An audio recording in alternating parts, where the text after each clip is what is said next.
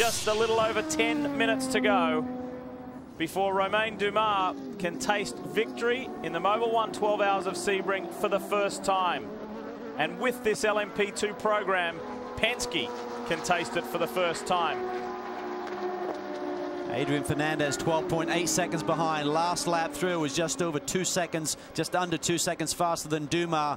Adrian's tires have a few more laps on them than Romain, so you'd have to give the edge there to Dumas and the Penske. But 12 seconds, 10 minutes to go, Dorsey. It isn't over by a long shot. Oh no, not by a long shot. How many times have you seen Calvin here at Sebring? Last 10 minutes things go wrong. One of the Dysons, the 16 now coming in. This is Guy Smith for the final time. A splash and go, and this will elevate Tom Christensen to 4th overall.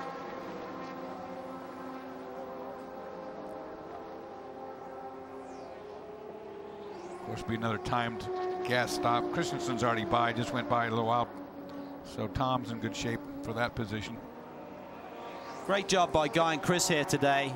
I'm sure they're disappointed in their ultimate result and the pace they had in the last couple of hours, but they'll walk away from this one feeling proud, and they're going to be strong this year. Could be a surprise. Well, you think about how Porsche felt last year when Acura on debut won the P2 class. Now Porsche have come back so strong in 2008, not only to win P2 but to win overall. I'll tell you what the eye-opener is for Peugeot and for Audi, that these P2 cars are this good this early. Yeah. I mean, they really have stepped their game up. On Acura this track. and Porsche to win on this track over a P1 car is astounding. I think without problems, P1 would still have won here tonight. Yes, I agree.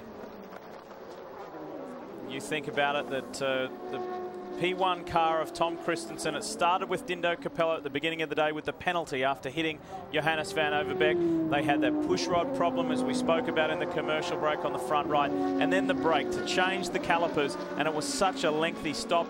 And Dr. Wolfgang Ulrich said, of course it was unexpected. You know, we don't normally see that here at Sebring, and it was a very prolonged period of time. The gap first to second is just under 14 seconds. And then it's another 41 seconds back between Fernandez and Leitzinger before we get to the 4th place car of Tom Christensen. So Dumas responded there on that lap. Look at this, look at this. Smoking. This is Leitzinger. There's dramas for the Porsche here. Smoke coming from the back of that P2 prototype. With 8 minutes to go, this would be cruel. Leitzinger is standing on the podium overall. And it is smoking for sure. Oh no. Boy, it's a long way to go. 7.5 minutes to go. Oh, it's eating itself, I think. Can you believe it?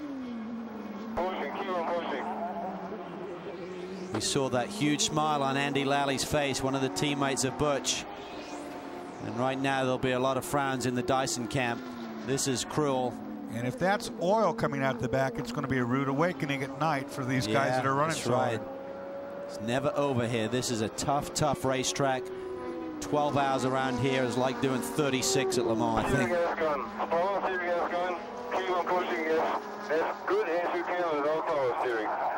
I think it's a keep pushing as well as you can. I'm sure at this stage you got nothing. Yeah, why slow down? 7 minutes to go. 7 minutes, the difference between a podium or not. Well, it's got a leak of some sort of oil. Now, it doesn't need to be an engine. There's a lot of other things it could be. This car doesn't have hydraulic, but it's got power steering, for instance. Seems to accelerate pretty good off there. Yeah, I mean, speed looks good. A lot of hydraulic systems on the car, though, Dorsey. Could be power steering, could be anything leaking through the back and just heating up on the exhaust. A lot of lines running around the engine bay. You lose power steering, it's very uncomfortable. Not for 6 minutes. Right. You can handle that. That's a time call, just saying you've only got 6.5 minutes. Hang in there, Butch. Hang in there. Well, Butch isn't going to stop. I guarantee you that.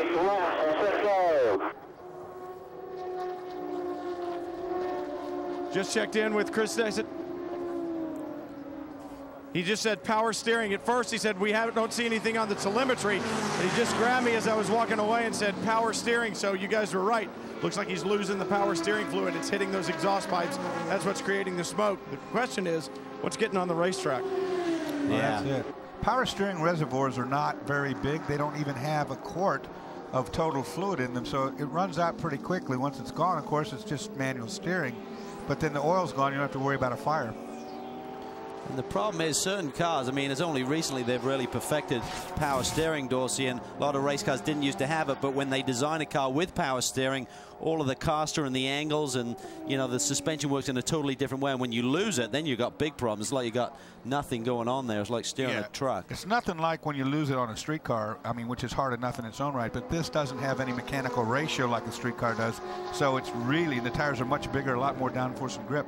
So you got to muscle it, but I know old Butch, he can muscle 5 more minutes out of it. Well, it has been a long time between overall victories for Porsche here at Sebring. This will be something special. With less than 5 minutes to go, if Dumas hangs in there, it will mark Porsche's 18th overall victory here in the Mobil 1 12 Hours of Sebring. The last overall victory 20 years ago, 1988, and it was Hans Stuck and Klaus Ludwig. And how appropriate, because Hans is here. He was inducted into the Sebring Hall of Fame just yesterday. And what a magical moment. The countdown is on. And Dumas is almost there. Just seems like Fernandez has nothing for him. We said his tires have a few more laps on them. That could be the difference. Adrian there dropped into the 151 range. Dumas in the 149. Traffic, of course, can play a part in that. Dumas another lap in the 149s. Now, in the history of the 12 hours, only twice has the non-premier, the non-top class, won overall. And the last time round, Johnny O'Connell was part of that winning team in the Nissan 300ZX with John Morton, Steve Millen. And Johnny is about to taste victory again here today. Not for overall honours, but it will be a 7th and record time. He's 9th overall in the race. He's leading GT1, and that will be an emotion-charged victory for sure. 3.5 minutes to go. Which means he'll get the white flag this time, more than likely, once he gets back to the start-finish line. It's going to be close. It's going to be whether close. He has to do he one needs more or to two slow more up. laps. Yeah, yeah. I'd be slowing up. I wouldn't want to make another well, one. Penske will be on top of that too. They don't miss a beat. Yeah, just doesn't need to slow up a lot. But what we're saying is they back time it to see what sort of lap time they're doing. If they're running 149 and they cross the stripe with less than that to go, they would see the white flag. Spare a thought. We always talk about the cars, the drivers, the teams. Have a think about the tyre manufacturers, because the American Le Mans Series boasts a diverse range. Yokohama, Falcon tyres, Hankook tyres, Dunlop, and of course Michelin. And Michelin will lock out all victories, P1, P2, GT1 and GT2. Great day for the French tyre manufacturer. Calvin, I think he's not going to get the one to go. I think he's gone too fast. Over 2 minutes, I think they're going to give him this one and another one. Yep, I believe you're right. He would have had to been out on 149. He's at 2:11 to go, so he's going to have to go. 2 laps to go. There you see it. Or not. Or not, right. With just 2 minutes left to go, let's highlight one exciting moment of this race. It was a pretty interesting moment. It is the Acura move of the race. And this is one that was very popular amongst the TV crew. It was Marino Franchitti doing a little bit of rally, the Scandinavian flick. He had to get rid of a lot of speed in a short period of time. He probably changed his underpants after that one, Dor. Well, more than likely, brother Dario will be up in Bristol in the motorhome watching. If you are, Dario, hope you're enjoying it. Marino's done a great job. You'll be proud of your little bro, because he's been a part of that 20 team to put it on the podium for Dyson overall and in P2. And we're almost there.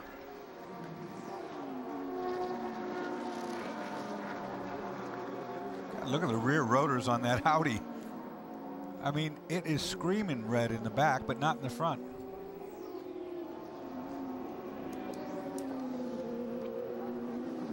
Remember we asked the question at the beginning of the day. Could a P2 car win overall? I don't think any of us would have thought they would lock out the podium.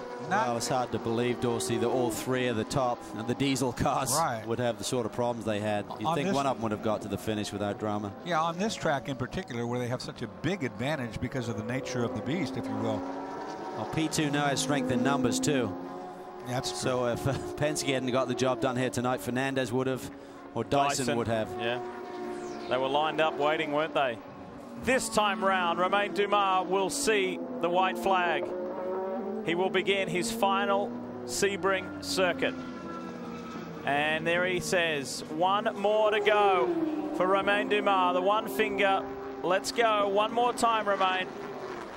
And you, Emmanuel Collard, and Timo Bernard will be victorious. He could have slowed up that lap and made it too. He was only 16 seconds away from the 12 hours when he went across. Yeah.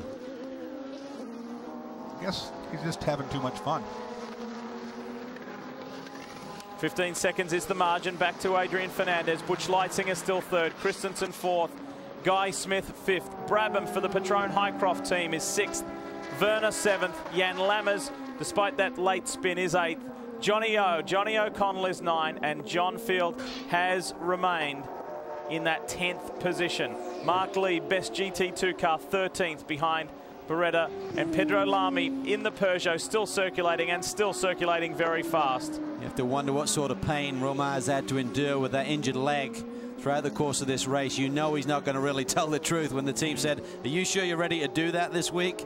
He's going to say, "Yes, for sure," but you know, it's he's got the job done.